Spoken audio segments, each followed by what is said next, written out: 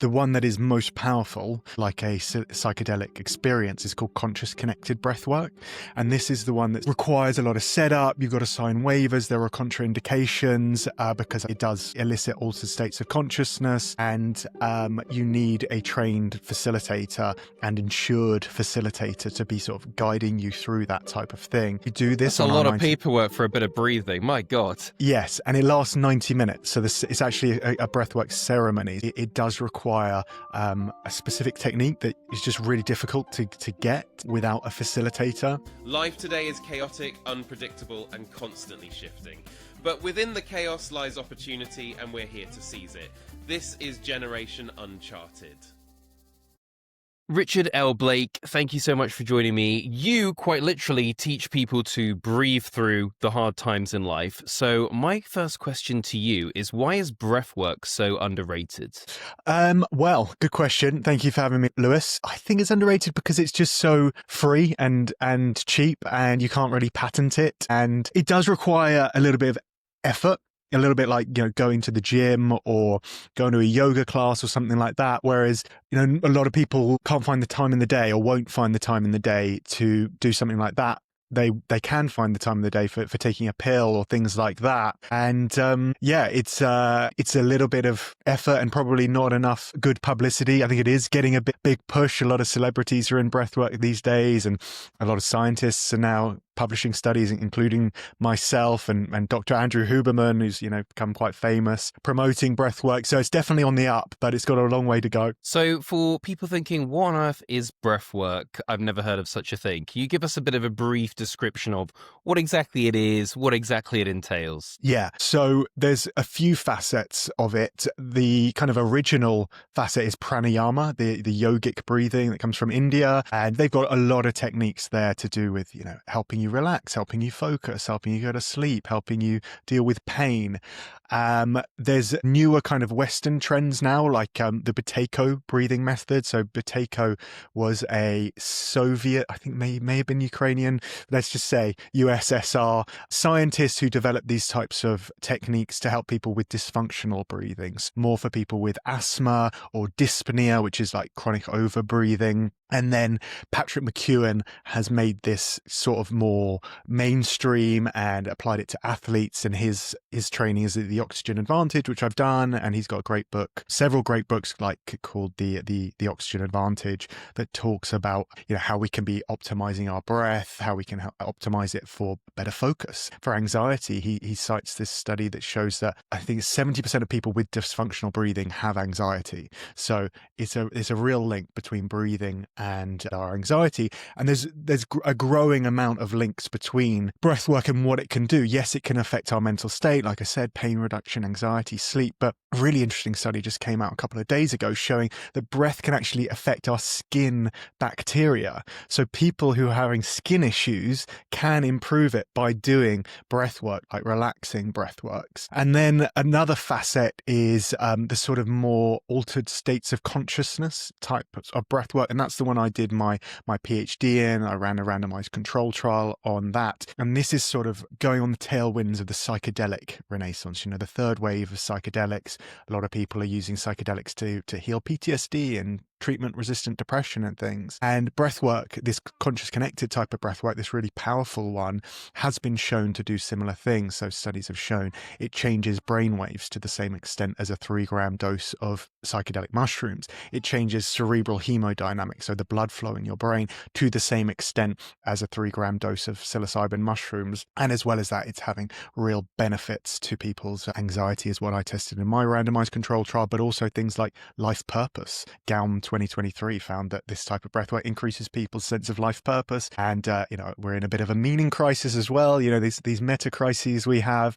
So breathwork can solve so many problems is a short way of saying it. No, it's great. I mean, look, I will get into it in a little bit, but I have started trying to do a little bit of breath work for like the last, I'd say like 3 months. About 3 or 4 months ago, I had a bit of I'm changing everything. So I've trying to be more healthy and doing breath work. We'll come into how successful I've been on the breath work. But could you talk to me a little bit about the link between breath work and sort of the nervous system? Because for me, one of the appeals to me was actually realizing that I've probably got a little bit of not a little, I think I've got a load of tension in my body that even though I am performing fine on all levels, and I actually think I've got high performance anxiety in the sense of I never really feel relaxed. There's always a new podcast episode to record, always a child that needs taking care of, always, work stuff going on, an article, a TV. So I constantly go, go, go. And that's like my happy place. But actually, is it coming from a sense of I'm just stressed out all the time? So that's why I've tried to start with breath work, of actually being like, you can't just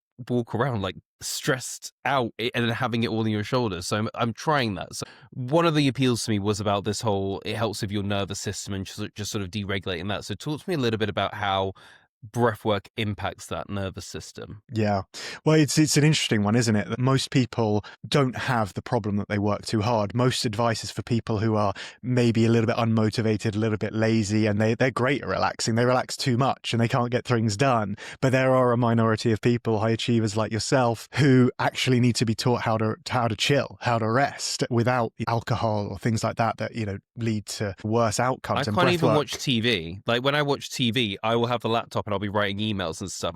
I've never actually sat and watched the TV in like a year, I would say. Yeah, I can't do it alone. I can watch it with my wife and my dog there, but then at the same time, I'm using the PMF, I'm using red light at the same time, or I'm stretching or something like that. I'm always have to be doing something. But a deliberate breathwork practice is a really good thing for high achievers and people who are very motivated, because, as you say, it does impact the nervous system. And it is actually the only way that you can consciously control the autonomic nervous system. So you can't just turn on and off your digestion. You can't control that consciously. You can't speed up or slow down your heart rate, but you can modulate your breath, which will improve digestion. You can slow down your exhale, which will slow down your heart rate. So it's it's sort of the access to our bodies is through our breath. And one of the main ways it does that is through the vagus nerve. So the vagus nerve is this, it comes from the word vagrant. It wanders from our brain down to our stomach and our heart.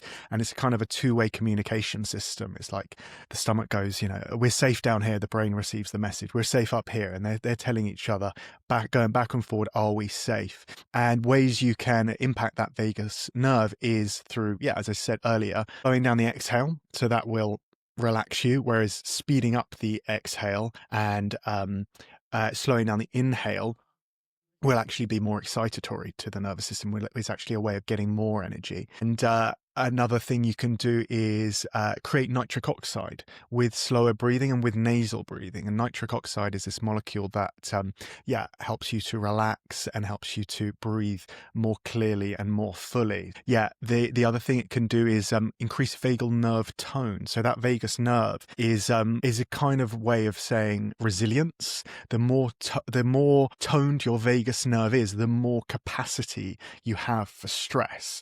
So this is one of the wonderful things I think about breathwork is it can help you deal with stress. It can help you calm down, but it can also give you a bigger bucket to carry more stress before you spill over, before you lose your shit.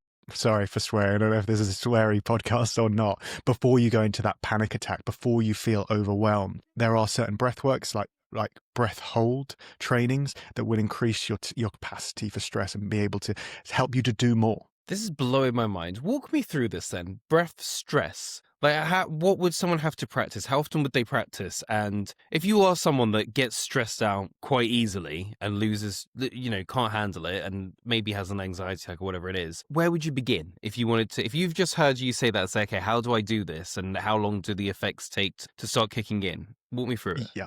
Well, thankfully, we do have a 90-day program that sort of takes people through that. If you don't mind, need at least 90 days.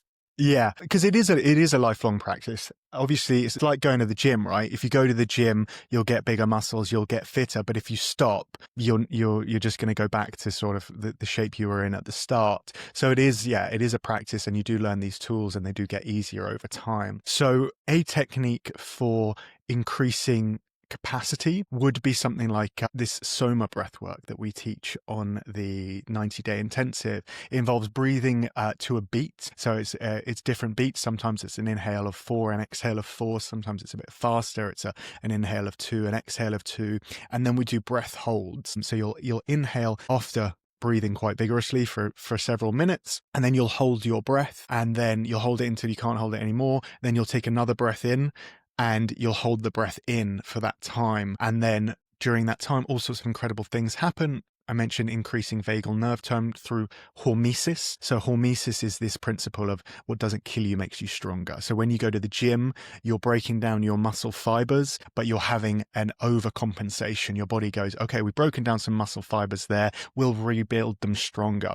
The same thing it happens with fasting. The same thing happens with ice baths. Same thing happens with sauna. It's a little bit of stress that your body then overcompensates with, making you feel good and making you stronger in some way. So hypoxia, meaning not enough oxygen, is another like mild stressor that leads to that overcompensation that strengthens your body in that way. So yeah, soma breath work is one technique you can use to increase your resilience and feel good at the same time. I should also say you get a load of neurotransmitters released from this type of breath work. You get brain-derived neurotropic factor, which is this kind of like rocket fuel for the brain. It's BDNF is how most people know it. So a lot of people have, say they're having mental health issues. There are thousands of causes of mental health issues. And one of the hardest problems is just figuring out what is causing my mental illness. Is it mold? Is it my childhood? Is it my boss? Is it my lack of sleep? Is it my poor diet? But when you have BDNF in your brain, you can figure out, oh yeah, I just need to quit my job. Oh yeah, I just need to have this difficult conversation with my brother or whatever. Another thing it does is increases stem cells. So as stem cells production, your own innate stem cells get released when you do intense intermittent hypoxia. And lastly, P53 gets increased, and this is something that's involved in DNA repair and anti-cancer. So there's just a myriad of benefits just lying waiting for you in your body if you know how to activate them. So let's use me as an example. So I have been getting into a little bit of breath work. I have been doing box breathing mainly, a bit of 4, 7, 8. And I'm trying to do it every day, but not really getting to it every day because life is distracting. And I will say this as well, because you just talked about some of the other things you can do. One of the things that I've started doing is a cold shower. So making sure that I do 3 minutes cold shower every day. I've definitely felt the benefits of doing that. I felt good after doing it. Now, I don't even really struggle in the cold anymore. And I used to be one of those people that couldn't even stand it for like a second. And also, I'd say I've had days where I've just had a normal shower and completely forgotten the cold shower, gotten dry, realized I didn't do the cold shower, and gone back to do it because I'm that committed. I'm not feeling the same benefits with the breath work. I'm not feeling it's like, oh my God, I can't skip my breath work today. Is that just things take time? Is it not doing it correctly? Like, how can people sort of get into something that, and I've even tried now at the moment, habit stacking. So trying to do it in the cold shower. So that it's like, okay, well, I've done two at once. So what would be your advice if someone's just really struggling to get to it or to really bond with the exercise? Yeah, fair enough. I would say you need to do more intense forms of breath work. So that one I just mentioned, soma, is a good one. The one that is most powerful, the one that, as I said, is like a psychedelic experience, is called conscious connected breath work. And this is the one that it requires a lot of setup. You've got to sign waivers. There are contraindications because, as I say, it does elicit altered states of consciousness, and you need a trained facilitator and insured facilitator to be sort of guiding you through that type of thing. Do this. That's a lot of paperwork for a bit of breathing. My God. Yes, and it lasts 90 minutes. So it's actually a breathwork ceremony. So it's actually like, a psychedelic ceremony is normally like 4 hours or more. This is 90 minutes, so shorter than a psychedelic ceremony. But it does require a specific technique that is just really difficult to get without a facilitator because, well, one, as soon as you go into that altered state, you kind of fall out of the breathing technique. So you need someone there to be like, hey, shorten your exhale, soften your exhale, increase your inhale, those types of things, those types of cues that only the certified facilitators know what to look for. So yeah, I would say give something like conscious connected breathwork, soma or Wim Hof a try and see if those blow your mind as much as, as you've probably heard other people talk about. Certainly something that I would consider, but I guess for now and for a lot of people are probably just going to try the more simple entry level breathing techniques and are struggling to see the benefits? Because I feel like it's one of those things. It's like when I started with a cold shower. So actually, I just about managed a minute and felt good, and then it was like then 3 minutes, then 5 minutes. It's sort of you sort of grow and your practice or whatever it is grows. So how can someone integrate breath work, just like the simpler ones that you don't need to sign paperwork for? How can someone integrate that into a busy schedule? You know, how do people usually get started? Is there a good time of day? Like, is morning better, evening better? Is it more do it before you usually feel stressed? Like, how would you say someone can start integrating it into their day properly? Yeah, well, I liked your idea of habit stacking. I think that was a good suggestion there to couple it with other activities. So I normally do breath work before a meal. So I'll do 4-7-8. I really like 4-7-8, like 4 rounds of that before a meal. I do it with my wife, and we get our friends to do it as well. We don't do it, if we're at a big dinner party or something like that. But if you're eating alone, there's no reason not to do it. But the idea of coming to your house, instead of say grace, you're like, let's all do our breath work together Yeah. before the meal. Yeah, I mean, it used to be very common to do grace, and it's just a very similar type of exercise that goes well before a meal. You can even say grace and do a bit of breath work at the same time if you're that way inclined. Another way to do it is just have it is in your routines. I do it before bed, so that I just know I'm in bed. I put on my headphones. I also do other things. I stack that with I've got dry eyes, so I have to put this hot compress on my eyes at night, doctor's orders. So I do that whilst doing breath work. And then in the morning I do red light as well, and I stack that with breath work at the same time. So yeah, I think just finding times in your day that repeat are a great way to do that. So meals, bedtime, morning time, cold showers would be a great way to do it. And it doesn't have to be like an hour-long practice every day. Like 4 rounds of 4-7-8 is going to drop your cortisol. It's going to give you some effect. It doesn't have to be, take over your whole life. Yeah, so well, on that was what I sort of wanted to ask as the next question is, how should it feel? Because I can do, say, the box breathing or 4-7-8. I'm doing it, and then not really feel any difference. Like, is it because actually I'm distracted because there's a child running around over there, or actually I know there's a meeting over there? Like, because what is the difference between meditation and breath work? Like, do I need to find a quiet place, relax my shoulders, relax my jaw and do this breathing? Or is it like, no, you can just be like in the shop, or you could be on a work call doing it. Like, it doesn't really matter. Yeah. Well, I mean, I think there's sort of is both true. We have different responders to everything. So in my randomized control trial, some people had extreme levels of anxiety and it completely healed their anxiety in 6 weeks. And some people only got like a 1 or 2 point drop in their anxiety. So you may just not be a responder to breath work, or you may just not have found the technique that's right for you. Yeah, let's go with that. I've read up so much on it now. I really want it to work. Yeah. Well, I would also say like one of the key issues is that I have is like, I'm just not that aware of my stress levels. So for me, like some apps, they have like a check-in. They'll be like, on a scale of 1 to 10, how stressed are you right now? On a scale of 1 to 10, how tight does your body feel? And just doing that before breath work and after is going to be a good way of going like, oh yeah, actually I do. I've gone down from a 9 out of 10 to a 7 out of 10. Oh, I'm still at a 9 out of 10. This isn't working for me. I'm going to have to try and do something else. But if I had to say how people feel after 4-7-8 and box breathing, I would say more relaxed is what most people say. More clear-headed, less stress, able to take on more, able to face their challenges, those types of things. So it sounds like the type of breathworks you've been doing are more like coping breathworks, which are amazing. That people need help dealing with challenges. But I would like to see you do some of the more expansive ones where you're going deep into your unconscious, you're having mystical experiences, you get people do this conscious connected breath work, and they meet their ancestors, they meet their sister in spirit, they meet God or gods, they meet spirits, they have these genuine life-altering experiences from just breathing under supervision in a specific environment. I love that. I also wanted to ask, so you said it doesn't really matter how long you were doing it. You said you could just do 4 rounds of whatever it is. But is there sort of an optimal time? And then you've got ones that are going for 90 minutes. But is there an optimal time? And how does that differ from if someone was watching this and thinks, I never even heard of breathwork, like maybe I should give it a try. Like how long should they do versus what I would assume you do probably hours a week. Maybe that's wrong. Yeah. Well, I guess it's for everyone. If you're not getting a response from four rounds of 4-7-8 or 5 minutes of box breathing, then chances are you're going to get something from more.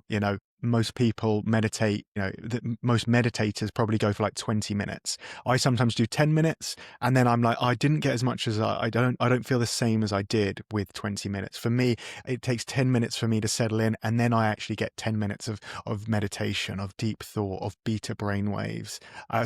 Alpha brainwaves, because beta is sort of the more eye processing, stressed out ones. Alpha is that kind of calm, clarity, insight type thing. So I would suggest a 20-minute practice would probably be right for you if you're doing like 5 minutes at the moment. If that. Okay, Well, so yeah, probably about 5 minutes. There's the thing. That's also my other thing. I'm using a screen. So like I'm using a screen that's like in for 4, out for 4, all that kind of stuff. Is that bad? Should I just be counting in my own head, or is using a screen okay? It's fine, yeah. I mean, I don't think it's good and bad. It's just, whatever works for you. I go deeper when I have my eyes closed.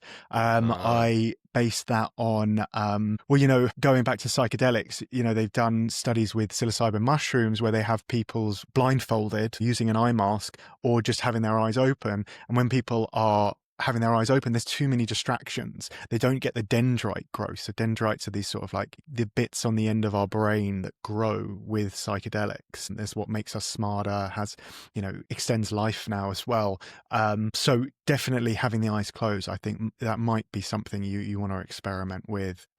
There's plenty of guided breathwork practices, breathwork apps that you can do that have your eyes closed. 5.5 is an app I really like. They're trying to make things a bit cooler. They have like the licenses to music, so you can listen to like Dua Lipa and Ed Sheeran while you're doing breathwork, and it's timed to the music there. And they've actually got Patrick McEwen, that guy I spoke about earlier, as one of their advisors. So yeah, 5.5 is really cool. I love that. Talk to me a little bit about, outside of breath work, like how is people's breathing normally? Like as I said, I think I'm actually, if you met me, you'd probably say this guy is chilled out, but I'm more of like a duck. Like I'm fine on the surface, but internally I'm like the duck's legs underneath. So I've noticed I actually hold my breath a lot throughout the day. I'm not actually breathing most of the time. I'm actually holding my breath. And because I've been doing a little bit of the breath work and just finding out a little bit more about how breathing affects the nervous system and everything, I'm now more conscious of you're just holding your breath all the time. Like, how are people's breathing generally? Am I an anomaly in that, or is our breathing actually quite bad as a species, as a modern world species? Yeah, it's bad. You are right that most people are not breathing functionally. So signs of dysfunctional breathing would be apnea events like that, holding your breath, and their sleep apnea is a term probably some people have heard of. That's where we hold our breath during sleep. But now there's another thing called tech apnea. So people are holding their breath when they're scrolling on their devices or answering emails. So this puts stress on the heart. And then when you're not getting enough oxygen to the heart, your cortisol rises, you feel stressed, your nervous system starts to panic, going, hey, we're in a dangerous situation. Let's release these sort of adrenaline and cortisol and things to get us out of this stressful event. So just becoming aware of that is a great step. Your breath is a good start. Another sort of big misconception is that we're not breathing enough. So, when someone's stressed, they'll say, take a deep breath. And then someone will go, and they'll breathe in through their mouth, taking a load of oxygen, and it won't really help them because most people are overbreathing. And that's what dyspnea is, chronic overbreathing. A lot more people are overbreathing than underbreathing. The sort of the perfect amount of breath supposedly is 5.5 breaths per minute. So it's actually really short, whereas most people are breathing between 12 and 20 breaths per minute. So slowing down our breathing is the key. What we try and train people to do is to breathe LSD, is the saying. Breathe light, slow, and deep. And the way you do that is breathing in through the nose rather than the mouth. So mouth breathing is a real sign of dysfunctional breathing. And the reason mouth breathing is a problem is because this mouth is a speaking device, a chewing device, a swallowing device, a blowing device, a vomiting device. It's not really functioned for breathing. The nose is designed just for breathing. So the nose hydrates the air, it humidifies it, it filters the air. So for pathogens and bacteria and mold and things like that, they all get blocked out by the nose, the mucosal lining and the hairs. If you're breathing in and out through your mouth, it skips that filter and just goes straight into the lungs. The nose also produces nitric oxide, which again helps you relax, and it's also a bronchodilator, so that means it opens up the airways to make it easier to breathe. Because of the resistance of the nose, that also slows down your breath, whereas when you breathe in through your mouth, there's no resistance unless you deliberately put some in. So breathing in and out through the nose at all times is a great way to improve your breathing in a functional way. And then another problem we have is that people are overly sensitive to carbon dioxide. So people often think carbon dioxide is just a waste gas, but actually it's really important for our respiratory system because there's this thing called the Bohr effect. And I hope it's not too boring, lol. The signal in your blood to release oxygen from the hemoglobin is carbon dioxide. So this is why people get panic attacks, right? Because they start to overbreathe. You know, so you see someone getting stressed and they're panicking and they start to breathe deeper and they start to hyperventilate and they're saying like, I can't breathe, right? And they seem like they're breathing loads, but they're saying I can't breathe.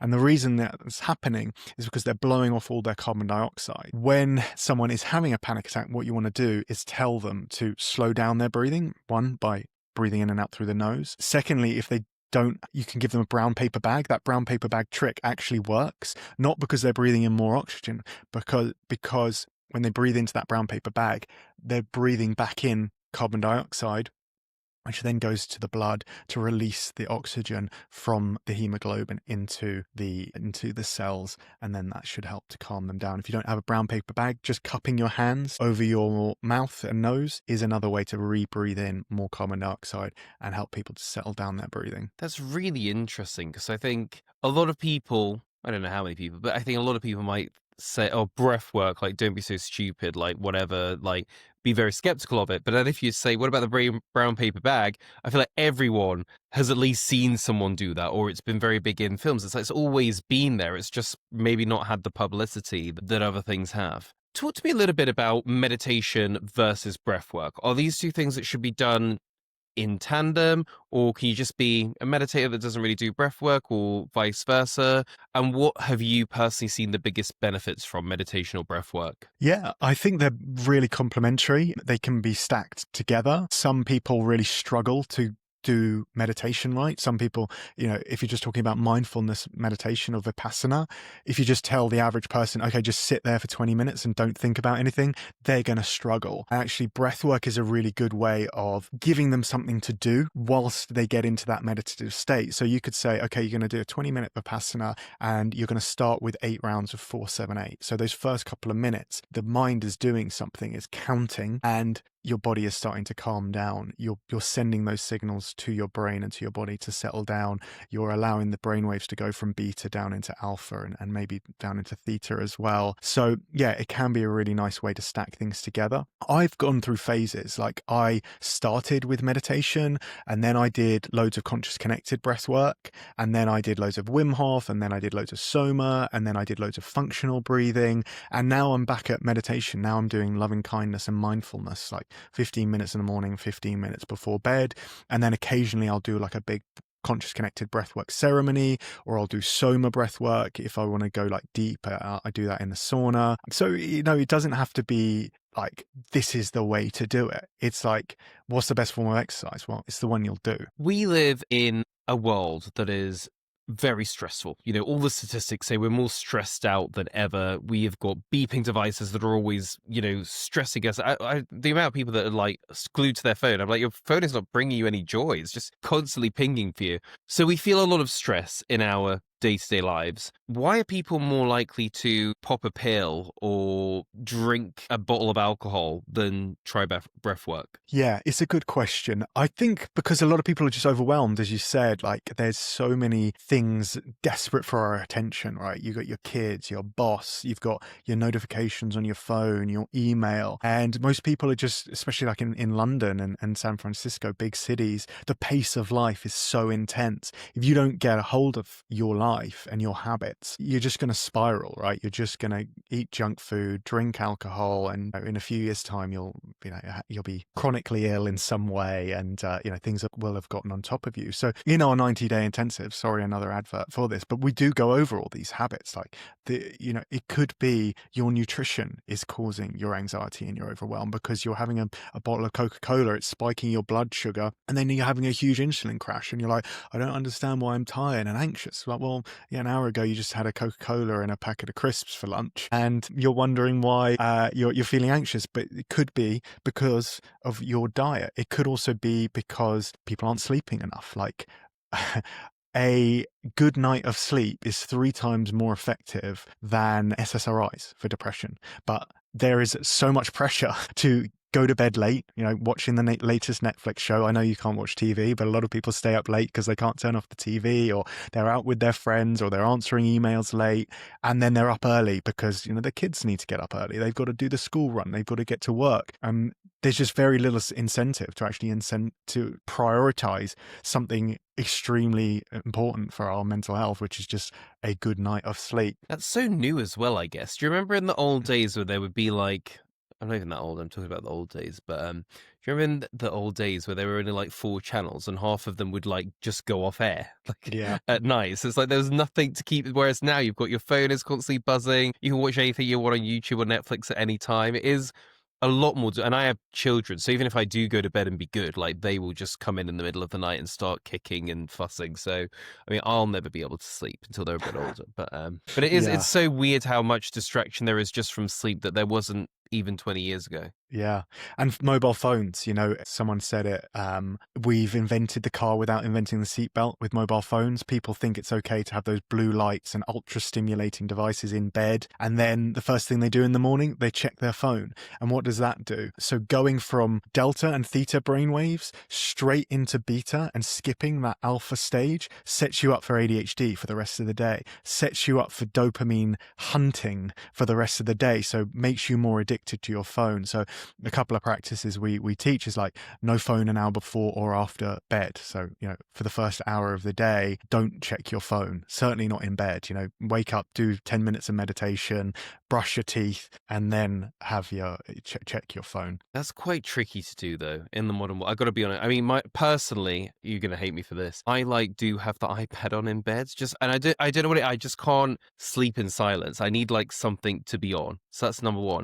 But number two, and I don't really go on my phone or anything like that, but first thing in the morning, you have to check your messages. You need to know what's going on. Although I have thought, could I set up the Alexa so that I can just speak to it? I'm not looking at a screen and it can just tell me if there's any worrying messages. Yeah. I would say that is not true, that you have to know what's going on, because I'm very lucky. I spent a month in the jungle doing ayahuasca and nothing important happened for a month. Like I didn't have a phone for a month and nothing important happened. Maybe I'm lucky that I don't have children or elderly parents I have to look after. But I also say, like, if there's an emergency, because this is what people always say, what if there's an emergency? I was like, call 999. That's what you do in an emergency. If you can't like be off your phone for half an hour, like, yeah, I think there are emergency services for those things. For me, I do a lot of media work. So it's like, if Good Morning Britain want to have me on, they will call at 5:30 in the morning and say, what do you think of this? Can you get to the studio? So there's a lot of that with my life where it's like people call me last minute and want me to go and do things. So I haven't figured out a workaround for that yet, but I will. Landline. You laugh. I've thought about, you can get now the old rotary phones, but they are sort of like Bluetooth enabled. So it can pull the call. So I could have my phone on charge in a different room. I'm guessing. I don't know. I mean, maybe I need to like invent this if they can't do it, because I don't know exactly. But my idea was have my phone on charge in a different room overnight, have a sort of Bluetooth phone that can pull calls, but somehow set it so only certain numbers could get through. So if someone needs me, they can call the old rotary phone. Yeah, that's a good idea. Anyway, back to breathwork. So I'm very distracted here by my tech habits. I wanted to come back to, well, you know what? Let's go a little bit on the conspiracy route. So, do you think that it's more than, oh, people just aren't interested in this? Or is it kind of like you were saying at the top of this podcast? Is there actually a sense that things that are good for you that are free, like breathing, that people would rather sort of steer people away from that and more to, no, just pay for this pill or get this on the NHS or stuff? Or do you think it's just that we've just not really ever been taught it? Or do you think that there is more of a, we don't want them to unlock all the benefits of breathing because then they won't need us? Yeah, I love a conspiracy theory, but I do like to actually test them out. And I don't think there's a global cabal of, shape-shifting lizard people who are trying to keep us anxious and trying to feed off our negative energies, like maybe David Icke would say. Not maybe, David Icke does say. But I think you just have to look at incentives, right? Pharmaceutical companies have obligations to make profits. They don't have obligations to make people healthy. They have obligations to their shareholders to make money. You can't really make a lot of money off of breathwork.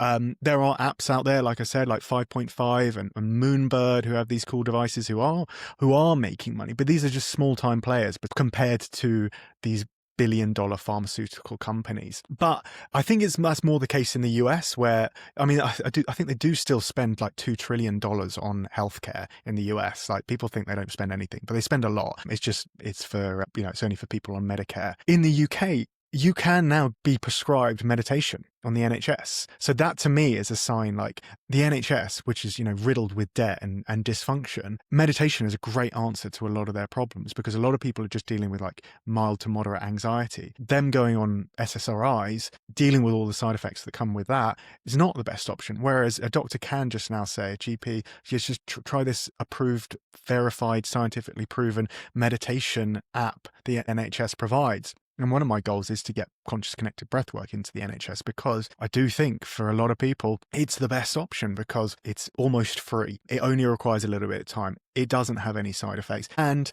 my study showed it was like more effective, had a larger effect size than CBT, which is, cognitive behavioral therapy, and SSRIs. I didn't do a direct comparison. So scientists will say that's not fair to say that. But I reckon if you did put conscious connected breathwork up against CBT and SSRIs, it would be more effective. And I'm hoping someone will do that study soon. How are you perceived as a doctor doing studies on this? Do they kind of think that you're a little bit odd, or is it kind of in the field? It's like, oh yeah, no, we can see the benefits. There's data on it. So my kind of story is I was studying psychotherapy in London, and I just kept on getting repeatedly disappointed when I looked at the studies on how effective it was. It was like CBT only works for 48% of people, and 48% of people relapse, and CBT only works for about 8% of people with addiction. I was just like, this can't be right, because I've seen conscious connected breathwork like change people's lives in front of me, and therapy is this sort of gold standard. I'm doing this master's, and that's when I stopped and moved to San Francisco to do this PhD program, because at the time the CIIS where I studied, it was basically the only place in the world that was really taking breathwork seriously. Now, Andrew Huberman's doing studies at Stanford. My friend Guy Fincham has set up a breathwork lab at University of Sussex. Martha Havaneth, who's been on our podcast, Oxford-trained PhD, has a breathwork lab at the Max Planck Institute in Germany. So these big universities are now taking it seriously. But yeah, 5 or 6 years ago, people were just like, breathwork, what are you talking about? Sort of on that, when do people sort of seek you out and seek out breathwork? Is it that usually they've maybe tried medication and that hasn't worked, or they've tried the CBT and that hasn't worked, or do they Google it? And a lot of stuff I found is through AI now, like ChatGPT saying to me try breathwork and things like that. So how do people usually find breathwork and you, and how bad have things gotten before they get to you? Yeah, so I'm not a licensed therapist, so people are not that bad. I don't deal with people with like psychosis, even though I did teach a course on psychosis at university when I was doing my PhD. It is something I'm interested in because I've had some friends and people go through those experiences. The highest rated episode of this podcast is someone that came on to talk about their psychotic break. Okay. Yeah, so I bet it is fascinating. People definitely seek out psychosis to find out how to manage that. Yes. Well, So yeah, my point was I don't deal with people with severe mental health conditions because I think, you've got to know your limitations. That's when I would send them to a licensed therapist or psychiatrist. So I'm sort of dealing with like the worried well, probably someone like yourself who's generally functioning pretty well, but has, maybe problems with their sleep. They have low mood, they have anxiety, those types of things. I don't know how you found me, but I got quite Insta famous for sort of calling out the therapy industry and doing this reel on Freud versus Adler. So I have been talking a lot about the dangers of therapy and talking a lot about sort of how therapy is fueling this estrangement epidemic. So a lot of like adult children are estranging their parents. And so I get a lot of mums who've been estranged by their sons coming to me, sons and daughters and fathers as well. Basically, their children have gone no contact and they've tried everything. And now the only thing they can really try is working on themselves, grieving their losses. And I help people with that. I deal with a lot of like biohackers as well. So people who want to optimize their life. I live in Silicon Valley. So people who want to know their next career move, I put them into these non-ordinary states of consciousness. They get these great insights. They get the brain-derived neurotropic factor and they go, okay, I know I'm going to do this next with my business. And a lot of chronically ill people have been let down by the medical system. Western medical system is phenomenal at keeping people alive, dealing with car crashes, dealing with increasing life expectancy, but chronic illnesses are going up at a very worrying rate. Most doctors just don't have training in that kind of thing. The answer a lot of people get is, well, take this medication and then take this medication for the side effect and this medication for that side effect, and they don't go to treat root causes. So I try and help people with some sort of root cause problems, and a lot of the causes for a lot of people is stress, is chronic anxiety, and that is fueling their IBS, their chronic fatigue syndrome, their Is there anything, and I know you've talked about this a little bit so far, but is there anything where, as people become aware of their breathing, are there any sort of signs and symptoms that people should look out for that their breathing has become dysfunctional? I obviously talked a little bit about holding my breath, and obviously we know things like an increased anxiety or anything like that, but is there anything that people can look out for and realize that actually my breathing has become a bit dysfunctional? Yeah. So sleep is a really key thing. We spoke earlier about the importance of sleep, but one of the ways people increase their sensitivity to CO2 is mouth breathing at night. And so this is a really big problem, mouth breathing at night, right? How you can tell if you're mouth breathing at night is, well, you wake up with your mouth open. You wake up with drool on your pillow. You snore. You have really, really bad breath in the morning. That's another reason to breathe in and out through your nose is because you increase your chances of dental caries and cavities from breathing in and out through your mouth. Dentists will tell you to breathe in through your nose and your mouth. So the solution for this is mouth taping. It's become quite trendy. Erling Haaland has been seen doing it. One of those the Atomic Kitten, one of the singers from Atomic Kitten is now doing it. So mouth taping is just as simple as it sounds. At night, you put a little bit of tape over your mouth to keep your lips shut. I don't know why that's so funny to me. I feel like there's something in like a lot of partners would love to just tape your mouth shut. Or can you imagine you roll over and see your partner and it looks like they're about to be kidnapped? Yes. Love that though. Is it safe, and what kind of tape should people use? Yeah, good question. Yes, it's safe because you're not using duct tape. You're not preventing people from breathing through their mouth. So I just use this micropore tape, like surgical tape that you can get from Boots for like £1. And I just get like a postage stamp size amount just to tape the middle of my lips together. And I can still talk out of the side of my mouth. I can still get air in and out through the side of my mouth and yawn. So if you absolutely have to breathe in and out through your mouth, you can. There are other brands. There's one brand that is actually called... I feel like it's very good you clarified the size of tape and where to put it, so I didn't go, you should be going into my mouth. It's for your own good, like taping their mouth up at night. Around their whole head. Yeah. You can get hostage tape. There is a brand called Hostage Tape that actually, it does cover the whole mouth, but I find you can kind of open your mouth and yawn, but because of the resistance, I can never yawn properly, so it stifles my yawn, so I don't use that one. There is another brand by Oxygen Advantage that actually, it's a kind of like elastic tape that goes around your mouth and it doesn't cover the mouth at all. It just sort of holds the mouth closed while you're asleep, and you can speak when you're actually wearing it. It's just when you're unconscious, it'll keep the mouth closed. That is a good tip. You know what? When I put podcast episodes together like this, there are lots of questions that I kind of think about and stuff. And mouth taping was one of them. And I kind of was like, oh no, let's not get into mouth taping. I don't think that'll be a big thing. But it's interesting that actually this is something that people really do. So that's quite interesting. Yeah. I just add one caveat is if you can't breathe through your nose because you have a serious obstruction, then mouth taping is not for you. You have to be able to breathe through your nose. Yeah. Okay, perfect. Thank you for clarifying that. We don't want anyone suing this podcast. What do you think that this should be taught in schools? Like breath work? It is being taught in schools. So I volunteer for a charity called Schools Breathe, where we basically certify teachers in breathwork, primary school teachers. And that's in the UK. That's going out. People can donate, because these trainings do cost money, but people can donate so that teachers can be taught how to help children regulate their emotions and their breathing. So yes, I absolutely think it should be taught in schools. Perfect. I just want to just shimmy over from breathwork for 1 second, if you'll indulge me, because when I was going through your social media and website and putting together this episode, something jumped out at me, which is something that we've talked about on the podcast before, but I could never really find the stats for it. And it was about men in therapy and the sort of statistics that therapy doesn't really help men in the same way it helps women. And we've talked about this with a couple of other guests. And one of the things that came out about this was that therapy as a whole is designed more with women in mind because it's designed to make people feel loved and feel safe, whereas actually men a lot of the times need to feel powerful and strong and actually have purpose, and that is the key difference of why a lot of therapy doesn't work. Can you talk to me a little bit about that? Because I've brought this up before and a lot of different guests just haven't really resonated with the stats. They haven't heard it before, but it seems like something that you're a little bit more in tune with, and I'd love to just understand a little bit more about that. Yeah.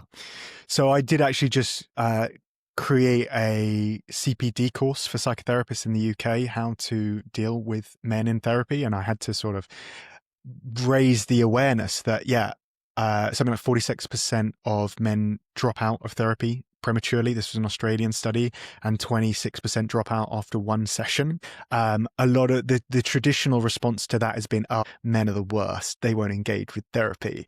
That's like blaming the victim, right? That's not helpful. It's not men won't engage with therapy. It's therapy is not appropriately designed for men. And you can go back to Freud and Jung and see that all of their clients were women, right? They are the sort of the foundation of modern Western psychotherapy, and it's all based on women. They were not obviously, but misogynistic and stuff like that. But also men have suffered in that they're now getting treatments that are not really appropriate for them or designed for them, and then getting blamed, which does not seem right to me. I think another thing, I don't know how political you are, but there is a problem in diversity in psychotherapy in that 96% of therapists identify as liberal. I think the majority of young men, certainly in the UK and the US, now identify as conservative. So they're going into therapy, they're feeling judged because of their political views, and then they're dropping out that way. So yeah, I think psychotherapy and How are their political views coming up in therapy? I don't know exactly, but this was a paper I read that supposedly the reasons why so many men drop out is like they felt judged. They also didn't get solutions. Men are supposedly, this is a generalization, but men are more solutions focused, and women want more empathy, understanding, validation of those types of things. And anecdotal responses from men in my life who've gone to therapy, they're like, I went a few times, but she just wanted to talk about my childhood, and I, my problem is my boss. My problem is this type of thing. And men want sort of action steps. Maybe they want more coaching and techniques to help them move forward. And there's another theory called self-determination theory that I think applies to men more than women in general, and it's basically that men need to feel like they're healing themselves, because vulnerability in men is sort of societally judged, whereas being powerful and strong is what's sort of valued in men. Hence why I think breathwork is so popular with men, ice baths are so popular with men, going to the gym is so popular with men, because it's men taking action for themselves, doing something to help themselves instead of speaking to another person and feeling vulnerable and weak. I could talk to you about this all day, so I'm going to move on and beg you to come back on and talk about men and mental health at a later date. What I do want to do now is just get to our rapid fire question round. So I've got some questions that aren't designed for sort of long answers, just to kind of end the podcast on a bit of a punchier note. So, first question is, how should people breathe? Yeah, LSD, light, slow and deep, in and out through the nose, and yeah, just to try and keep it slower than you probably want to. What is your favorite breathing technique? Conscious connected breathwork is the most potent one. It's the one I did my randomized control trial on, and I think it's got, the most potential to change people's lives. Morning practice or evening practice? Can I say both? Sure. If you had to choose one, breathwork or meditation? Breathwork. One book on breathwork that everybody should read. Yeah, Breathe by James Nestor. That's a great place to start. Most underrated breathing habit. Exhale breath holds, so the oxygen advantage style ones, which are increasing your tolerance to see it. Does caffeine impact how we breathe? Probably. I imagine it probably speeds it up, but I haven't actually seen anything on that. Best music for breathwork? Well, as I say, I really like this app 5.5 that's using like Ed Sheeran and Elton John to get you breathing. So whatever music you like, really. I create music with my friend out here, Vince, for our big ceremonies. And we have a beat that helps people to sync up their breath with this beat. So my music and Elton John. Very nice. Can kids do breath work, and what is a good age to get them started? Yeah, they absolutely can do breath work. My mentor has done breath work with like young babies. I don't know how he's done it, but he has done it, and apparently it's really helped them. As soon as they're ready. I mean, I would say like it is tricky to get people to, well, for example, I was just in Orlando on holiday, right? And I was with my nephews, and they're active and sporty and things like that. But I saw this other family with like young 5 or 6 kids, and outside the pool, this dad was having his kids do sprints and then push-ups in the middle of this hotel. And I was just like, how do you get your kids to do that? He's like, well, they just do what I say. I'm a sports coach, and they love doing it. They're struggling. It was boiling hot, and they were panting and sweating. But these kids were like, probably from like 5 to 10, his 3 kids. And I think it's possible to get kids to exercise age 5, it seems, and probably to do breath work as young as that as well. And I know Headspace has some quite cool like kids-based meditations as well. Interesting. The app, yeah. I've got a Headspace app, and I need to use it more, actually. Mm-hmm. You're a breathwork expert. How long can you hold your breath for? Forever, really. I don't know. I did 3 lengths of a pool to impress my nephews last week, so I was happy with that. I've done some free diving and stuff like that, and I've done XPT. XPT is this like thing created by Laird Hamilton, where basically you're doing like weights underwater. I think I'd probably hold my breath for like 2 or 3 minutes. Not amazing. I just saw someone do it for 10 minutes in a competition. Wow. So nothing amazing. Okay. Box breathing or 4-7-8? I prefer 4-7-8. I don't know why, but it just feels good to me. One celebrity you would love to teach breathwork practice to? God, I don't know. I guess I'm a football fan. Let's say Cole Palmer. I'm a Chelsea fan. So yeah, okay. I think he does a fair bit of mouth breathing. So yeah. Weirdest place you've ever done breathwork? Inside a volcano in Lanzarote as part of the training. So I also teach on a conscious connected breathwork certification, breathguru.com. And as part of that, you breathe inside a volcano. Strangely, I did put this on my questions. I put it in rapid fire. I put mouth tape at night, yay or nay. I'm guessing your answer is yay. Yay. What is your breath telling you today? Well, good question. Yeah. So I actually just did a reel about, they used AI to look at people's breath, kind of like a fingerprint, and they could actually see just from people's breathing, like their mental health condition. They could see people's depression just from the way they were breathing. Wow. Is AI seen as a positive or a negative thing in the breathwork space? Are we going to have moments like this where actually AI can monitor your breathing for a day and then literally tell you everything that you need to know? Or is that not the case? I've invested in a company called Pitstop, who are creating AI avatars, and they're going to create an avatar of me, so people can work with me with my AI for much cheaper, because I'm expensive, right? I can't work with everyone, whereas this AI sort of democratizes breathwork experts and coaches. So yeah, check out Pitstop for is this for just that kind of for thing. Coaches, or is it for anything? This app is just for like coaches at the moment. Yeah. Interesting. I could do with a digital me. Anyway, sorry, we're getting distracted from this. Few more. Yeah. Check out Pit Stop. They're looking for investors. I actually am going to check out Pit Stop. I Okay. just wrote it down.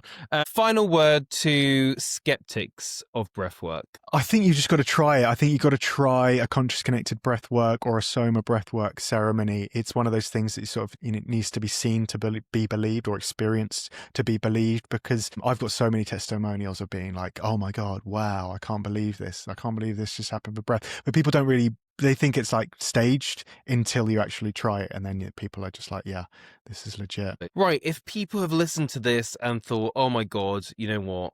I've got to get started with my breath work, or they've heard about your 90-day course, where can they go to find out more about you and get started? Yeah, so Instagram, I post a lot there. I'm at The Breath Geek on Instagram. My company is called Runga, which I co-owner of, runga.co, and then runga.co/intensive to find out about the 90-day program we have there. Perfect. Thank you so much for joining me. I've really enjoyed this one. Yeah, thank you, Lewis.